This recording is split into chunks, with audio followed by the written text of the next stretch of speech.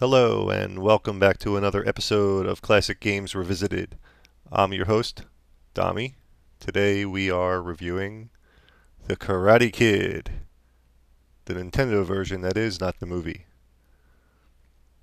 The Karate Kid. Ralph Macchio never looked so good as on the artwork of an NES cart with Pat Narita in the background. The Karate Kid, master of the martial arts. My copy is fairly well worn. It's been well played. There's some tape and some sticker damage there. Official Nintendo seal of quality. Very important. And it is some very nice artwork. Gotta hand it to him. As you can see, this copy has been marked down and marked down again and found its way all the way down into the 99-cent bargain bin at some point in its life. And underneath that used sticker there's a reflective silver sticker. So this means this game was probably property of a video store at some point. It was a rental. Anyhow, let's get into the game. As we start it up. The intro. Pretty good graphics for an intro screen. I'm not complaining. It's 1987, and there were some limitations of what you could do, but generally it looks like Ralph Macchio and Pat Narita. We can clearly see it's the Karate Kid. Some wonderful music going on in the background. We can select one or two players or one-on-one, which I believe is a versus mode. And as we start, we have to progress through the rounds of a karate tournament.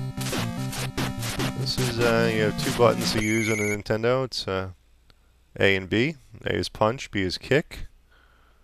And the tournament mode is a very long mode. So long, in fact, that it took me a couple of run-throughs to actually go beyond this mode. So by the magic of movie making, we warp ahead to the final round of the tournament. I believe in the movie, the final round, we fought Johnny from Cobra Kai. But if you remember, Johnny had blonde hair and this guy has black hair. So maybe it's the sensei of Cobra Kai. I don't know. Now, mysteriously, after the tournament, we have to go to Okinawa, Japan, for, God knows why. It wasn't really explained to me. Those little C's that appear to be power-ups. You get them randomly after killing an enemy. There's no rhyme or reason to it. And but they disappear rather quickly. So if you see one, jump so you can get it. There's a never-ending stream of red-suited Okinawians or Okinawaites or whatever they may be called.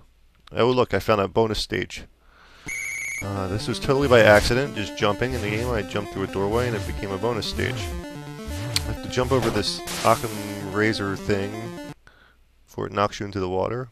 And I got no bonus because I suck. Okay, back to the regular stage.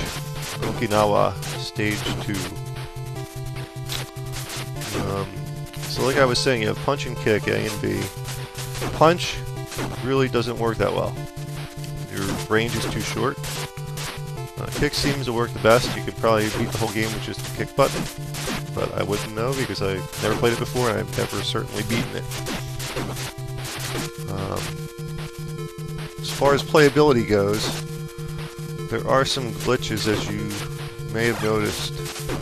The background and foreground can support your character or the enemy characters. I don't know if that's by design, but it certainly feels and plays like it's a mistake. Like that green background, you can jump on top of it sometimes if you want, or you can walk past it. I don't know, it's kind of quirky that way. There's a stream of Okinawians in red suits climbing off the roof and attacking Ralph Macchio. God knows why. What did old Ralph ever do to you?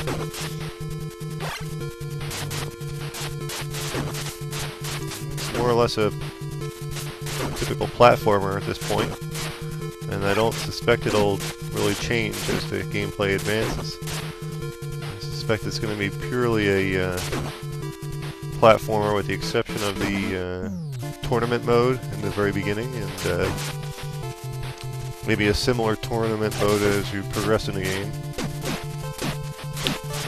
We have something interesting going on here. Some of the enemies kick these heads of lettuce at you. I don't know why that would hurt you, but it does.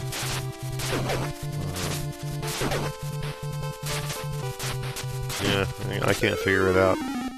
I just died. But chances remaining 1, so there's still hope.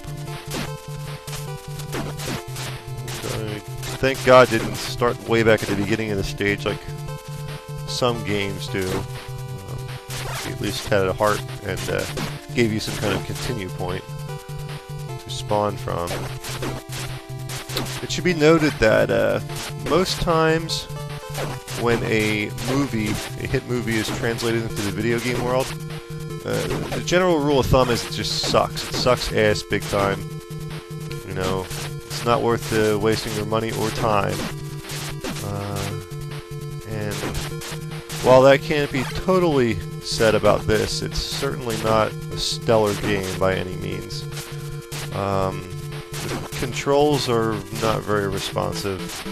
You can do different kinds of punches and kicks, but it's just kind of like spinning your thumb on the D-pad and hitting the button a couple times, and it almost seems random when you do a one of those patented Daniel-san crane kicks.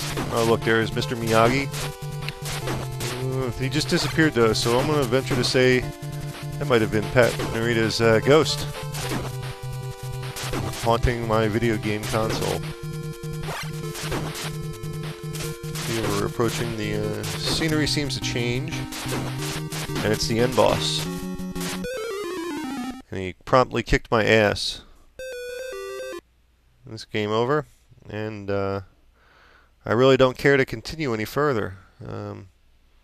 I don't expect a whole lot more out of the game than the 2 stages you saw, just repeated with maybe some colorful background. Nothing all that exciting. But if you're a Karate Kid fan, by all means, pick it up, give it a play, and hopefully you'll enjoy it and won't waste too much money. Thank you very much for tuning in. This is Dami at Classic Games Revisited. Thank you, and have a great day.